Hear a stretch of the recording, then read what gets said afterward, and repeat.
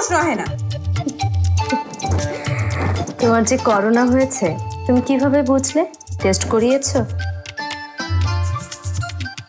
আমি কইতেছি এটাই টেস্ট। ঠিক আছে, থাকুক করোনা, আমার কোনো সমস্যা নেই, আমার ভ্যাকসিন দেয়া আছে। আমার শরীর কিন্তু খুব একটা ভালো না, আপনার লোকের কথা টথা কইতে পারুম না। আমি তো তোমার সাথে কথা বলতে আসিনি, আমি তোমার সাথে থাকতে এসেছি। তোমার চাচি বলেছে তোমার সাথে থাকতে। তুমি বললে অবশ্য আমি চলে যেতে পারি, আমার বারান্দাতে থাকতেও কোনো সমস্যা নেই, আমি যাব।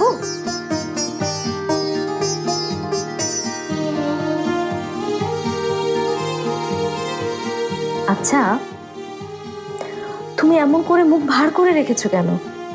কোনো কারণে কি রেগে আছো? যদি রাইকে থাকি তাহলে কি করবেন?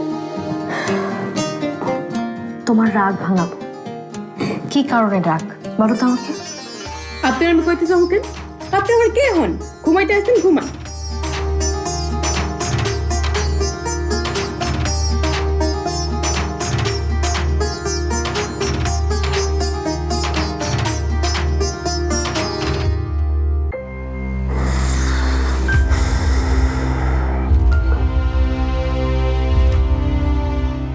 কেমন ভণ্ড একটা পরিবার।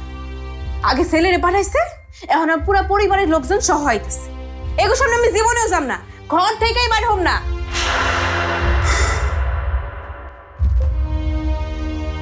ঘুমাওনি? ঘুমিয়েছি। ঘুমিয়ে ঘুমিয়ে তোর সাথে চোখ খুলে গল্প করছি।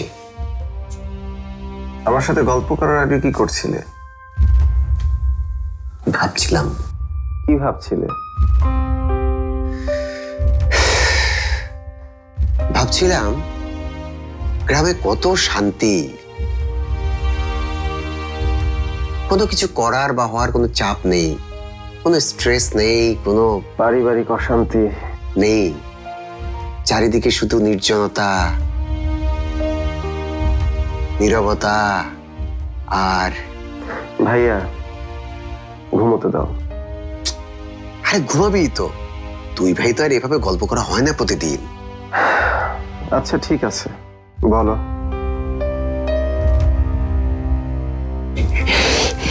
মেয়েটা কিন্তু ভালোই, কি বলিস?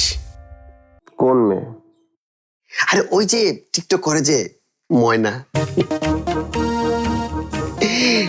একদম ময়না পাখির মতো কথা বলে। কি ভালো মেয়েটা, আমাকে কত সম্মান করে দেখেছিস?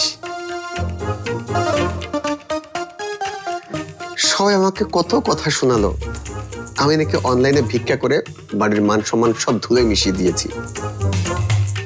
অথচ দেখ, এই মেয়েটাই কিন্তু আমার ভ্যালু বুঝলো। সেই বুঝতে পারলো কয়লার আড়ালে